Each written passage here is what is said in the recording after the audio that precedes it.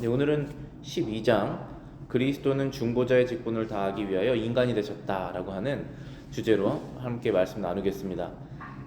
예수님께서 하나님의 아들이시면서 태초부터 계셨지만 마리아를 통해서 사람으로 나셨다라고 하는 이 사실은 세상 어떤 종교에도 없는 너무나 신비한 그런 일이죠. 예수님께서 인간으로 되셨어야만 했던 이유, 하나님의 아들이 사람의 몸을 입고 태어나셨어야 하는 이유에 대해서 오늘 함께 나눠보겠습니다. 첫 번째 주제 보시면은 참 하나님이며 참 사람인 분만이 하나님과 우리 자신 사이에 벌어진 틈을 이어주는 다리가 될 수 있다. 하나님과 사람 사이에 벌어진 틈이 있습니다. 간격이 있죠. 넘어갈 수 없는 큰 갭이 있습니다. 그것을 이어주시는 분이 바로 하나님의 아들이시다 라고 하는 내용입니다. 가장 중요한 것은 우리의 중보자가 참 하나님이며 동시에 참 인간이라는 것이다. 참 하나님이며 참 인간이신 존재는 하나님의 아들 예수 그리스도밖에 없으시죠. 우리의 불의는 우리와 하나님 사이를 가리우고 있는 구름처럼 그 사이를 완전히 단절시켜 버리었기 때문이다. 하나님과 사람 사이에 단절이 되었던 이유는 우리가 거룩하신 하나님 앞에서 죄를 지음으로 인해서 하나님과의 관계가 끊어져 버리게 된 것이죠. 그래서 이사야 59장 2절 보시면은 오직 너희 죄악이 너희와 너희 하나님 사이를 갈라놓았고 너희 죄가 그의 얼굴을 가리어서 너희에게서 듣지 않으시게 함이니라. 너희의 죄악이 너희와 너희 하나님 사이를 갈라놓았다. 너희 죄가 그의 얼굴을 가리었다. 그러니까 그 아담이 죄를 지은 다음부터는 하나님께서 사람에게 나타나실 때 바로 나타나시지 아니하시고 구름으로 자신을 가리시고 나타나시죠. 그 이유가 우리의 죄악 때문에 하나님의 거룩을 가까이 볼 수가 없는 것입니다. 그래서 이 구름이라고 하는 것을 사용하셔서 하나님의 광명을 죄인들에게서 가리신 것이죠. 그래서 지금 칼빈도 표현하기를 하나님과 사람 사이에 그 간격이 있는데 그것은 마치 구름처럼 구름이 가득 차여 있으면은 하늘을 볼 수가 없지 않습니까? 그 하늘의 높은 것을 볼 수가 없는 것처럼 구름으로 하나님과 사람 사이에 관계가 단절된 것이다. 단절된 것이 표현된 것이다. 이렇게 말하고 있습니다. 우리 자신의 힘으로는 하나님께로 올라갈 수 없기 때문에 만일 하나님의 위엄 그 자체가 우리에게 강림하시지 않는다면 참으로 절망적이 되고 말 것이다. 우리 힘으로는 하늘에 올라갈 수가 없죠. 하늘나라 천국이라는 것이 있다라는 것을 어떤 사람이 알게 되었다라고 하더라도 예수 그리스도에 관한 지식이 없다면은 그 천국에 대한 지식이 그를 슬프게 만들 뿐입니다. 대부분의 많은 사람들이 천국도 없고 지옥도 없고 하나님도 없고 영적인 세계가 없다라고 생각을 하는 사람이 많지만 그 중에 어떤 사람이 천국에 대한 지식을 알게 됐다라고 지옥에 대한 지식, 하나님의 심판에 대해서 알게 됐다고 하더라도 하나님의 나라에 들어갈 수 없다는 것을 깨닫기 때문에 그리스도를 통해서 그 지식이 마음속에 들어오지 않는다면 그 천국에 대한 지식이 기쁨으로 다가올 수는 없는 것입니다. 그래서 우리 자신의 힘으로는 하나님께로 올라갈 수가 없기 때문에 하나님의 위엄 그 자체가 우리에게 강림하셔야 된다. 그러니까 우리가 올라갈 수 없기 때문에 하나님께서 내려오셔야 된다라는 것입니다. 따라서 하나님의 아들이 우리를 위하여 임마누엘이 될 필요가 있었던 것이다. 마태복음 1장 23절에 그렇게 예언이 되어 있죠. 보라 처녀가 잉태하여 아들을 낳을 것이요 그의 이름은 임마누엘이라 하리라. 자, 여기까지는 이사야 7장에 있는 예언을 그대로 천사가 다시 반복한 것입니다. 보라 처녀가 잉태하여 아들을 낳을 것이요 그의 이름은 임마누엘이라 하리라 하고 그것에 대한 해석을 마태가 적어놨습니다. 하셨으니 이를 번역한즉 하나님이 우리와 함께 계시다. 하나님이 우리와 함께 사신다. 거룩한 하나님이 우리에게로 내려오셨다. 라고 하는 것이 바로 임마누엘이라는 뜻이죠. 그런데 그 임마누엘이라는 것을 이루시기 위해서 하나님께서 직접 이 땅으로 내려오셨다는 것입니다. 왜냐하면 같이 살기 위해서 사람이 하늘로 올라가야 되는데 올라갈 힘이 없기 때문에 하나님께서 내려오셨다는 것이죠.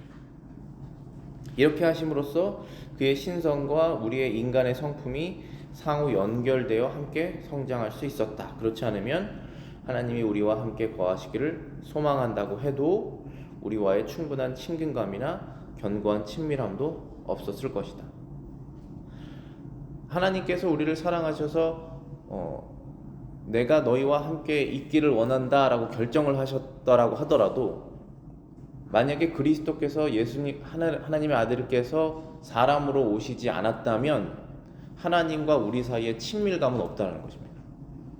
왜냐하면 하나님은 거룩하시고 우리는 죄인이며 죄를 반복적으로 짓는 존재이기 때문에 그 죄를 짓는 순간마다 하나님과의 친밀도가 계속 깨지게 되죠. 그렇기 때문에 아무리 하나님께서 우리에게 가까이 오고 싶다고 하시더라도 우리가 그리스도를 통해서 하나님께 나아가지 않으면 하나님과의 아들과 아버지로서의 친밀감은 일어날 수가 없다라는 것이죠. 우리의 더러움과 하나님의 완전한 순결 사이에는 그렇게 큰 차이가 있었던 것이다. 그래서 우리가 구원을 얻는다는 것이, 구원을 얻는 그 믿음을 얻는다는 것이 바로 이것입니다. 하나님의 완전한 순결에 내 자신이 아무리 노력을 해도 미치지 못한다라고 하는 사실을 깨닫고 죄에 대한 회개가 일어나며 구원자이신 예수님께로 나가는, 그것이 바로 그 믿음이 구원을 얻게 하는 믿음이 되는 것이죠. 따라서 하나님의 아들을 우리 자신들 중에 한 사람처럼 우리의 친밀로 세워주신 것이다. 히브리서 4장 15절에 이렇게 기록되어 있습니다. 우리에게 있는 대제사장은 우리의 연약함을 동정하지 못하실 이가 아니요 모든 일에 우리와 똑같이 시험을 받으신 이로되 죄는 없으시니라. 대제사장이신 것은 바로 예수님이시죠. 우리에게 있는 대제사장은 우리의 연약함을 동정하지 못하실 이가 아니다. 왜냐하면 하나님이시면서도 동시에 완전하신 사람이시기 때문에 우리가 가지고 있는 그런 연약함들이 있죠. 육신의 연약함, 몸이 아프거나 피곤하거나 배가 고프거나 하는 그런 육신의 연약함들을 다 알고 계시다라는 것입니다. 또한 모든 일에 우리와 똑같이 시험을 받으시는 이로되 죄는 없으시니라. 우리가 육신을 갖게 되는 순간부터 여러 가지 육신의 정욕들의 유혹이 있죠. 그것들을 예수님께서 다 몸으로 느끼시고 아셨다는 것입니다. 그러나 죄는 없으시니라. 하지만 그 유혹이 얼마나 실제적이고 얼마나 대단하고 끊임없다라는 것을 예수님께서 아시기 때문에 우리를 동정하신다는 것입니다. 우리의 연약함을 동정하신다. 우리의 제사장은. 두 번째 주제 보시면은 중보자는 참 하나님과 참 사람이어야만 한다. 중보자라는 것은 하나님과 사람 사이에 계신 중간 역할을 하시는 우리의 구원자이신데 그분은 반드시 하나님이시면서 사람이어야만 한다. 참 하나님이면서 참 사람이어야만 한다. 완전하신 하나님과 완전한 사람, 이 두 본성을 가지고 계신 분은 오직 예수 그리스도밖에 없으시죠. 그러니 천국과 이 땅을 이어주시는 우리의 중보자이십니다. 유일하신 분이시죠. 하나님의 아들의 임무는 우리를 하나님의 은총에 회복시키는 것이었다. 인간의 자녀를 하나님의 자녀로, 지옥의 후사를 천국의 후사로 변화시키는 것이었다. 만약 하나님의 아들이 사람의 아들이 되지 않았었다면 본래 자신의 것을 우리의 것으로 만들어 주심으로써 우리의 모습을 취하지 않았더라면 누가 이런 일을 할 수 있겠는가? 하나님의 아들이 하시는 역할이 무엇이냐 하면 하나님의 은혜를 회복시켜 주시는 것이다 라는 것입니다. 그러니까 사람이 하나님의 은혜를 계속적으로 받아야지 살 수 있지 않습니까? 우리가 하루에도 하나님의 끊임없는 은혜로 살아가는 것이죠. 생명도 연장하고 몸의 보호도 받고 우리의 영혼의 구원도 얻죠. 그런데 하나님께서 내가 너를 사랑하기 때문에 이제는 은혜를 주겠다라고 선택하시고 내가 이제는 너와 함께 살기를 원한다. 비록 너희가 예전에는 도망 다녔지만 이제 내가 함께 하기를 원한다 하더라도, 그렇게 하더라도 하나님과 죄인 사이에는 너무나 큰 간격이 있기 때문에 하나님께서 오실 수가 없다라는 것입니다. 우리는 더욱더 갈 수가 없고, 그래서 하나님의 아들이 중보자가 되셔서 사람이 되셨다는 것입니다. 그래서 그 하나님의 은총을 회복시키시는 일을 하셨다는 것이죠. 더 구체적으로 말하면은 인간의 자녀를 하나님의 자녀로, 지옥의 후사를 천국의 후사로.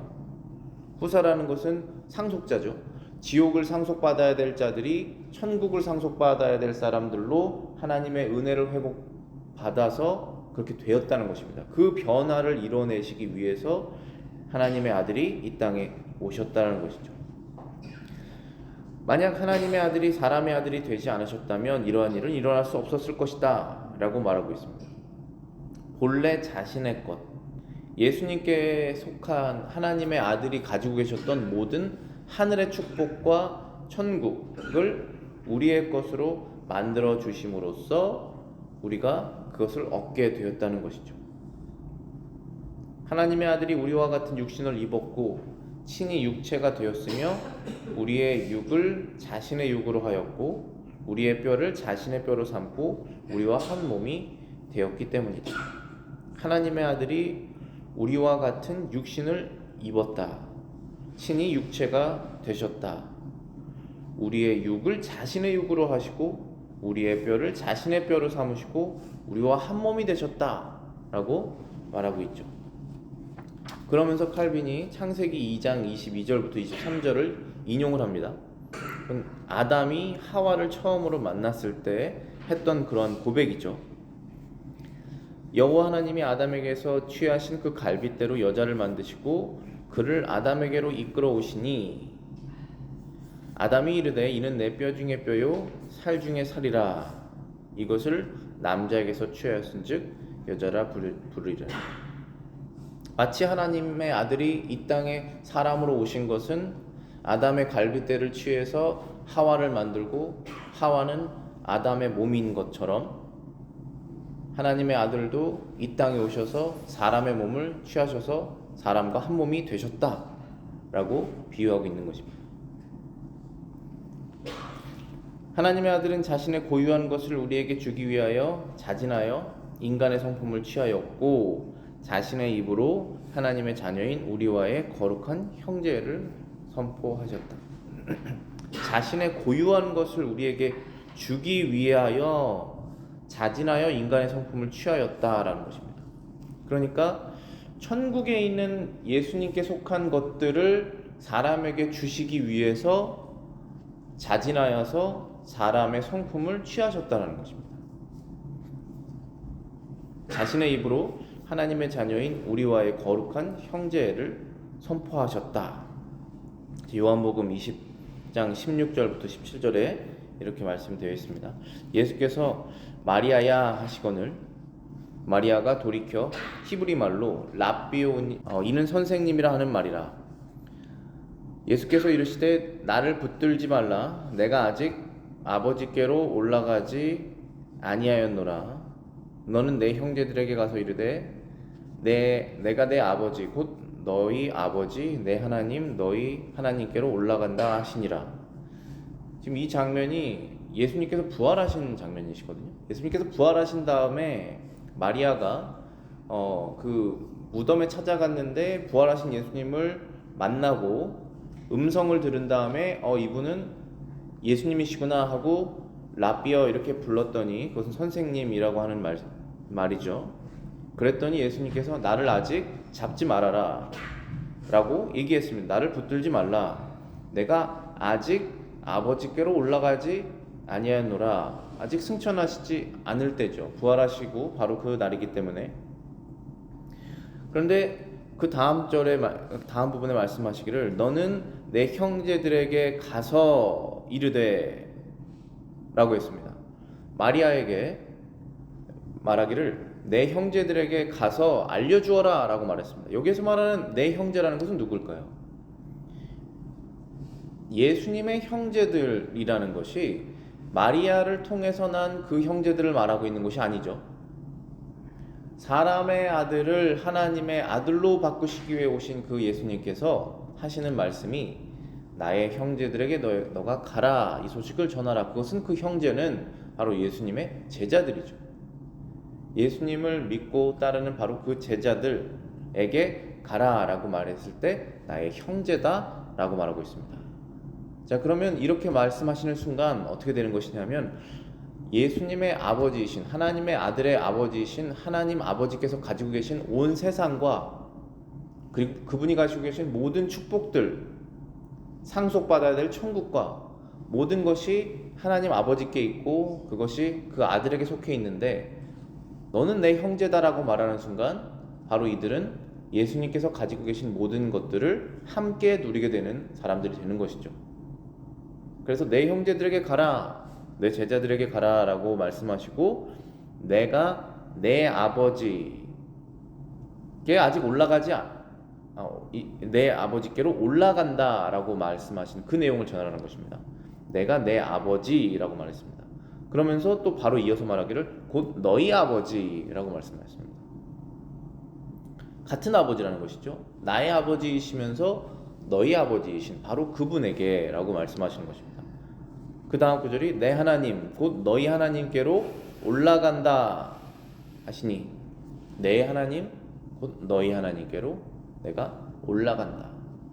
자, 여기에서 이 구절은 예수님께서 부활하신 다음에 마리아에게 나타나셔서 나는 이제 곧 승천할 것이다 라고 한 사실을 알려준 중요한 부분이기도 하지만 이 구절에서 예수님께서 너는 나의 형제다, 내 아버지는 너희 아버지시다, 나의 하나님은 너희 하나님이다 라고 선포하신 이 장면이 바로 예수님께서 죽으셨던 이유를 알려주시는 것이죠. 그럼 예수님께서 죽으시지 않으셨다면 그 예수님의 아버지가 우리 아버지가 될 수가 없고 예수님의 나라가 우리의 나라가 될 수가 없고 예수님의 하나님이 우리의 하나님이 될 수 없고 우리는 예수님의 형제가 될 수 없는 것입니다. 왜냐하면 그 전에도 전 문단에도 칼빈이 설명했듯이 인간의 자녀를 하나님의 자녀로 지옥의 후사를 천국의 후사로 변화시키신 것이 바로 하나님의 아들이 사람이 되셨어야만 했던 이유였기 때문이다 라고 말씀하는 것이죠. 우리는 절대로 하나님을 아버지라고 부를 수 없습니다. 예수 그리스도께서 우리를 위해서 죽으시지 않으셨다면, 그것을 믿지 않는다면 그것은 방종입니다. 그것은 교만이죠. 그렇게 할 수가 없습니다. 아무도 하나님을 아버지라 부를 수 없습니다. 아무도 천국이라는 곳에 간다라고 믿을 수 없습니다. 하나님의 아들이 이 땅에 오셔서 나를 위해서 죽으셨다는 것을 믿지 않는 한 그런 고백은 할 수가 없는 것입니다. 그런 믿음을 가질 수가 없는 것이죠. 그것을 위해서 오셨다라고 말씀하고 계시는 것입니다. 천국을 전적으로 자신의 것으로 삼고 있는 하나님의 아들이 우리를 그의 형제로 삼은 것이다. 완전한 자신의 소유입니다. 천국은 완전한 하나님의 소유입니다. 그곳에 들어올 수 있게 하시고 초대할 수 있게 하시고 초대하지 않기로 작정하시고 모든 것은 하나님의 자유입니다. 하나님의 권리에 속한 것입니다. 그런데 그것을 우리에게 주셨다는 것입니다. 자신의 것으로 삼고 있는 그 천국을 하나님의 아들이 우리 사람에게 주시기 위해서 우리를 그의 형제로 삼으셨다는 것입니다. 그런데 그 형제로 삼으시기 위해서 사람으로 오셨다는 것이죠. 그 형제처럼 되기 위하여. 그래서 하나님께서 사람이 되셨다고 하는 것은 굉장한 경멸입니다. 우리 사람은 굉장히 존귀한 존재이죠. 하나님의 형상을 갖고 있기 때문에 어떠한 동물과도 다른 이성과 도덕적인 능력과 종교적인 성향과 하나님을 찬양할 수 있는 그런 본성이 다르지 않습니까? 그래서 이 세상 모든 만물 중에 가장 존귀한 것이 사람인데 그럼에도 불구하고 하나님께서 사람으로 되셨다고 하는 것은 하나님 스스로 굉장한 경멸을 당하시는 것입니다. 그 자체로 겸손한 상황으로 내려오신 것이죠. 겸손하셨기 때문에 오신 것입니다. 왜냐하면 육체를 갖고 있는 순간 모든 것이 제약이 되기 때문입니다. 하나님은 온 세상에 현재 동시에 모든 곳에 계셔야 되는 분이신데 예수님이 몸을 입고 있으신 순간에는 한 곳에만 있을 수밖에 없습니다. 갈릴리, 예루살렘. 그리고 하나님은 죽으실 수가 없습니다. 아무리 사람이 어떤 일을 해도 하나님은 죽음이라는 것을 당하실 수가 없는데 예수님께서 하나님의 아들이 예수님이 되셔서 사람이 되셨기 때문에 죽으실 수 있는 것입니다. 그러니까 죽으시기 위해서 오신 것이죠. 로마서 8장 17절입니다. 자녀이면 또한 상속자 곧 하나님의 상속자요 그리스도와 함께한 상속자니 우리가 그와 함께 영광을 받기 위하여 고난도 함께 받아야 할 것이다. 자녀이면 또한 상속자이다. 곧 하나님의 상속자다. 그리스도와 함께한 상속자다라고 했습니다. 여기에서 말하는 자녀가 누구입니까? 사람의 자녀를 하나님의 자녀로 바꾸놓기 위해서 하나님의 아들이 사람이 되셨다라고 하는 바로 그 말씀이죠. 하나님의 자녀들이 되었다면, 그리스도를 통해서 되었다면 그들은 천국을 상속할 자들이다. 하나님의 상속자들이고 그리스도 예수가 상속하실 그 상속을 옆에서 같이 받게 될 상속자들이다 라고 말한 것입니다. 우리가 그와 함께 영광을 받기 위하여 고난도 함께 받아야 할 것이니라. 예수님께서 영광을 받으셨죠. 지금 승천하시는 순간 그는 이 세상의 왕으로서 온 천국을 상속받으셨습니다. 그 영광을 받으신 예수님과 우리가 영광에 동참하기 위해서 예수님이 가신 길을 이 땅에서 따라가야 된다라고 하는 것이죠. 그것은 이 땅에서의 고난입니다. 예수님께서 이 땅에서 받으신 고난이라는 것은 하나님의 나라에 자신의 마음과 모든 것이 속해 있지만 사람을 구원하시기 위해서 이 땅에 오셨던 것처럼 우리도 우리의 마음과 모든 목적이 하나님의 나라에 있지만 이 땅에서 살아가면서 어려움을 겪는 면이 있지 않습니까? 우리의 마음이 하나님의 나라에 더 가면 갈수록 이 땅에서의 삶은 좁은 길을 가게 되는 것이 많이 있습니다. 그 고난도 함께 받아야 할 것이다. 그것이 마땅하다라는 것입니다. 그들이 바로 하나님의 상속자고 그리스도와 함께한 상속자들이고 하나님의 자녀인 것이다 라고 바울이 우리들에게 권면하고 있는 것이죠. 생명 외에 죽음을 삼킬 수 있는 자가 누구이며 의 외에 죄를 삼킬 수 있는 자가 누구이며 세상 공중권세보다 높은 이외에 그것을 뽑을 자가 누구인가? 지금 우리가 그리스도와 관계가 없을 때 우리는 죽을 수밖에 없는 존재이고 죄로서 심판을 받을 수밖에 없는 존재인데 우리를 죽음에서 생명으로 옮기실 수 있는 분, 죽음이라는 것을 완전히 삼켜서 없애버리셔야 되는 것이거든요. 이것이 죽음을 이겼다라는 것이 예수님께서 부활하심으로써 자신의 죽음을 이기신 것과 동시에 죽음이라고 하는 이 세상에 있는 그 죽음이라는 것 자체가 졌다라는 것입니다. 예수님께. 그 사망이죠. 사망. 자, 우리가 모든 학문의 끝은 신학이라고 그러는데 여러분들이 주변의 의사 선생님들한테 사람은 왜 죽습니까? 이렇게 물어보시면은 대답을 못 할 거예요. 사람은 늙어서 죽습니다. 사람은 세포가 녹아서 죽습니다. 암세포가 퍼져서 죽습니다. 사고가 나서 갑자기 숨이 끊어서 죽습니다. 그러면 사람은 왜 죽어야만 합니까? 이거 철학이죠. 그런데 거기에 답을 찾을 수가 없습니다. 사람은 왜 죽어야만 합니까? 근데 우리는 하나님의 말씀을 통해서 알고 있습니다. 죄가 들어오니 사망이 세상에 들어온 것입니다.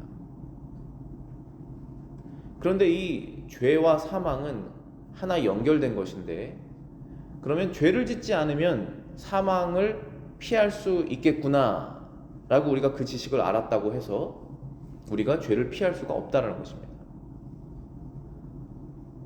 우리의 육신이 약하기 때문에 비록 영혼이 거듭났더라고 하더라도 세상 가운데 살고 있고 우리 육신 가운데 우리가 살고 있기 때문에 죄로부터 완전하게 벗어날 수가 없다는 것이죠. 죄를 짓지 않을 수가 없다는 것입니다. 그러면 죄를 짓게 되는 것이고 그 결과 사망을 우리가 피할 수가 없다는 것입니다. 그래서 죄를 완전하게 삼킬 수 있는, 죽음을 완전하게 삼킬 수 있는 이가 과연 누구인가 라고 하는 것이죠. 그분은 오직 생명을 갖고 계신 분이시고 의로운 분이셔야만 된다.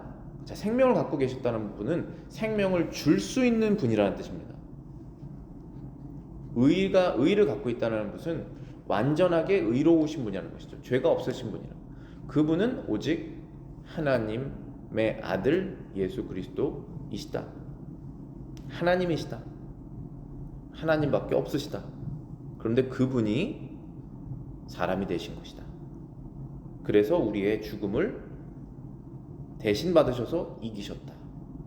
죄값을 치르셔서 우리를 죄에서 구원하셨다 라는 것입니다. 세상의 공중 권세, 여기 막이죠. 세상의 공중 권세보다 높은 분 이외에 그것을 뿌리 뽑을 자가 누구인가 라고 하는 것이죠. 그래서 사람이 되셨다는 것입니다. 세 번째 주제는 오직 참 하나님이며 참 사람인 분만이 우리를 대신하여 순종할 수 있다. 여러분이 아무리 사랑하시는 분이 있으셔도 그 사람을 대신해서 어떠한 일을 순종해서 그 사람의 죄값을 없애실 수가 없습니다. 대신 죽을 수는 있습니다. 그 대신 죽는 것이 사람이 할 수 있는 가장 최고의 사랑이라고 하지 않습니까? 성경에서. 대신 죽을 수는 있지만 어떤 위험한 상황에서 아니면 어떤 병이 걸렸을 때 대신 아파서 죽을 수만 있다면 그럴 수는 있겠지만 그 사람이 지은 죄를 대신 순종할 수는 없다는 것이죠. 오직 그 일을 하실 수 있는 분은 하나님의 참 하나님이시면서 동시에 참 사람이신 분만이 하실 수 있다라고 말씀하시는 것입니다. 하나님과의 화해를 위하여 두 번째로 요구되는 것은 불순종으로 파멸하게 된 인간은 불순종 대신 순종으로서 하나님의 심판을 만족해 하고 죄에 대한 형벌을 받아야만 한다는 것이다. 하나님과 화해. 우리가 하나님 하면서 그분 앞에 나아가려면 화해가 필요하잖아요. 우리가 죄를 지었을 때 도망가지 않고 하나님 제가 이 죄를 지었습니다. 하나님 도와주시옵소서라고 하나님께로 나아가려면 화해된 상태가 있어야 됩니다. 그것을 위해서 요구되는 것은 순종이라는 것입니다. 하나님의 심판을 만족하게 하고 죄에 대한 형벌을 받아야 된다는 것입니다. 죄값을 치르지 않고 화해는 있을 수가 없는 것입니다. 그것이 바로 죄 형벌인데 그 죄 형벌을 예수님께서 대신 받으셨다는 것입니다. 하나님으로만은 죽으실 수 없으며 인간으로는 그 죽음을 극복할 수 없기 때문에 죄를 속하기 위하여 인성에다 신성을 결부시켜 그는 죽음에 대한 인간의 악함을 극복할 수 있었고 약함을 극복할 수 있었고 신성의 능력으로 죽음과 싸워 우리에게 승리를 가져다 줄 수 있었다. 자, 여기에서 세상에 있는 모든 종교가 다 거짓이고 허구이고 답이 없다라고 하는 결론이 나오는 것입니다. 그 이유는 죽음을 극복할 수 없기 때문에 그렇습니다. 하나님만으로는 죽을 수 없으시며 만약에 하나님께서 사람이 되시지 않으셨다면 죽으실 수가 없습니다. 근데 반드시 죽으셔야 돼요. 반드시 피가 있어야 죄 속죄함이 있지 않습니까? 반드시 피 흘림이 있어야 속죄함이 있습니다. 그래서 이 죄가 해결되려면은 반드시 죽음이 있어야 됩니다. 그러니까 저와 여러분들이 여태까지 지은 죄를 내가 죄값을 치르겠습니다 하나님 하면 우리가 죽으면은 그 죄값이 치러집니다. 그런데 하나님의 나라에 들어갈 수가 없어요. 왜냐하면 순종하지 않았기 때문에 그렇습니다.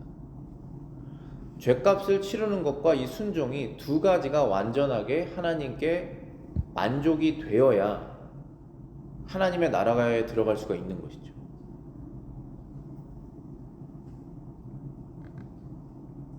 그래서 하나님만으로는 죽으실 수가 없기 때문에 사람이 되셨다는 것입니다. 인간으로서는 그 죽음을 극복할 수 없기 때문에 하나님이 사람이 되셨다는 것입니다. 만약에 인간으로서 그 죽음을 극복할 수 있었다면 우리 중에, 사람 중에 가장 잘 하나님의 말씀을 순종하는 사람을 한 명을 택해서 그 사람을 대신 죽으라고 할 수도 있었을 거예요. 그러나 그는 하나님이 아니기 때문에 죽음을 극복할 수가 없습니다. 오직 완전한 하나님이시며 완전한 인간이신 분이 사람의 죄를 위해서 희생제물이 되셔야만 사람이 구원을 얻을 수가 있게 된 것입니다. 인성의 신성이 결부되어서 그는 죽음에 대한 인간의 약함을 극복할 수 있었고 신성의 능력으로 죽음과 싸워 우리에게 승리를 가져다 줄 수 있었다. 그리스도의 신성이나 인성 중 하나라도 탈취하는 자들은 그의 존엄과 영광을 손상시킨다. 자, 여기에서 예수 그리스도가 신이시면서 예수 그리스도가 완전한 인간이시다라고 하는 이 진리가 이 기독교의 근본인데, 그것을 둘 중에 하나라도 없애려고 하는 그러한 시도가 있다면 그것으로 인해서 이단이 발생하게 되는 것이거든요. 이단은 그렇게 해서 발생된다라고 제가 말씀드릴 수 있고, 그 일이 어떠한 것을 하나님께 우리가 하는 것이냐면 그분의 존엄과 영광을 손상시킨다. 그러니까 항상 제가 가끔 드리는 말씀이 있는데, 이 신앙생활이라는 것은 영광 싸움이다. 영광을 하나님께 드리거나 아니면 그 영광을 내가 갖거나, 그 영광 싸움이다. 그런데 마귀는 항상 우리가 하나님께 드려야 될 그 영광을 너희들이 받아도 된다라고, 그 영광을 우리가 받아야 된다고 우리를 속이죠. 그러면서 하나님께 드려야 될 영광을 우리가 받음으로 인해서 마귀가 기뻐합니다. 근데 사실 그 영광을 우리가 받지도 못해요. 굉장히 부끄러운 상황으로 가게 됩니다. 그렇기 때문에 이 신앙생활이라는 결국 우리의 삶은, 신앙의 삶은 하나님께 영광을 온전히 드리는 그런 싸움이에요. 영적 싸움이에요. 그런데 이 마귀가 하는 일 중에 하나님의 영광을 어떻게 하면 손상시킬까 했을 때 가장 어택하기가 쉬운 부분이 예수 그리스도를 어택을 하는 거예요. 왜냐하면 그분은 완전히 하나님만 계시면은 어택당할 일이 없으셨을 거예요. 그런데 사람으로 되셨잖아요. 동정녀 마리아에게 나셨잖아요. 그렇기 때문에 어택할 수 있는 가능성이 엄청 많아졌죠. 그 시험을 예수님께서 다 받으신 것입니다. 자진해서. 그 이유는 사람을 살리시기 위해서. 그래서 그것을 다 받으셨다라는 것입니다. 근데 지금도 마귀가 그것을 멈추지 않고 하고 있다는 것이죠. 하나님은 가까이 가지도 못하잖아요, 마귀가. 그러니까 사람으로 오신 예수 그리스도를, 그분의 명예를 손상시키려고 한다는 것이죠. 그러려면 둘 중에 하나를 하면 돼요. 그분은 완전히 사람이 아니었다. 사람보다 훨씬 더 대단한 존재 맞지만 완전한 사람은 아니었다라고 하면서 묘하게 영적인 부분을 이렇게 말하는 것 같으면서 이단을 형성을 합니다. 굉장히 영적인 것처럼 말을 해요. 그렇지만 사실이 아니죠. 그분은 완전한 사람이셨습니다. 또 반대로 그분은 사람이셨는데 완전한 하나님은 아니었다라고 하면서 인간 중심적인 그러한 어프로치를 할 때가 있습니다. 접근을 하는 것이죠. 그러면 어떻게 되느냐 하면 그분의 존엄과 영광을 손상시키는 결과가 된다. 그의 선하심을 희미하게 하는 것이다. 그러니까 예수 그리스도가 완전히 하나님이 아니다 라고 말하는 순간 그분의 하나님으로서 가지고 계시는 영광과 존엄이 손상됩니다. 우리가 어떻게 똑같은 사람을 보고 이 사람은 하나님입니다 어떻게 얘기할 수 있습니까? 그렇게 할 수가 없죠. 근데 예수님은 완전한 사람이시잖아요. 근데 완전한 사람이신 그분에게 이분은 완전한 하나님입니다 라고 말하는 순간 우리는 하나님의 존엄을 드리는 것이죠. 근데 이단들이 말하는 것처럼 그는 완전한 사람은 아니었다 라고 말하면은 예수님의 무엇을 손상시키는 것이냐 하면 그분의 선하심, 그분의 goodness, 너무나 선하셔서 하늘을 포기하시고 이 땅에 오셔서 사람으로 되시기로 스스로 작정하신 그 마음의 선택, 그리고 실제적으로 사람이 되신 그런 행동들을 손상시키는 것이죠. 그러니까 그분의 선하심을 손상시키는 것입니다. 영광과 선하심을 손상시키는 행위이다 라고 말하고 있는 것입니다. 이러한 주장을 하게 되면 이들은 사람들의 신앙에 큰 해를 주어서 그들의 신앙을 약하게 하고 전복시켜 버리게 된다. 그러니까 우리의 신앙이 예수님께 달려 있는데 그 신앙이 점점 약해져서 마지막에는 없어져 버린다는 것입니다. 그것은 이 토대 위에 서지 않는 한 신앙은 성립될 수 없기 때문입니다. 예수 그리스도가 하나님이시며 사람이시다라고 하는 이 신앙의 파운데이션, 이 토대 위에 사람의 신앙이 서지 않는 한 성장할 수가 없습니다. 그래서 이 신앙 갖고 있는 사람에게 마귀가 찾아와서 이 토대를 빼버리는 것이죠. 예수 그리스도에 대한 신앙을 빼버리고 종교적인 것을 계속 가미할 수 있습니다. 그것으로 신앙이 성장하는 것처럼 보이지만 토대가 없기 때문에 비가 오고 물 나면 한 번에 사라지는 것이죠. 그래서 이 토대가 바로 예수 그리스도에 대한 믿음이라는 것이죠. 하나님의 아들은 우리에게 취하신 육신을 희생제물로 드림으로써 우리의 죄를 보상행위로 씻어버리시고 하나님의 의로우신 진노를 진정시킬 수 있었다는 것이다. 하나님의 진노가 그리스도의 희생으로 진정되셨다라고 하는 믿음을 우리가 얻게 되면서 회개로 가게 되는 것이죠. 우리의 죄가 하나님의 진노를 격발하는 죄구나. 그것을 위해서 하나님의 귀하신 아들이 이 땅에 오셨구나, 죽으셨구나 하면서 우리는 바로 중보자 예수님께로 회개하는 마음으로 나가게 되며 그때 바로 화해가 바로 이루어지는 것입니다. 하나님과 죄인과의 화해가 이루어지며 그 죄인은 하나님의 자녀로서 천국의 것들을 누리게 되는 것입니다. 기도하겠습니다.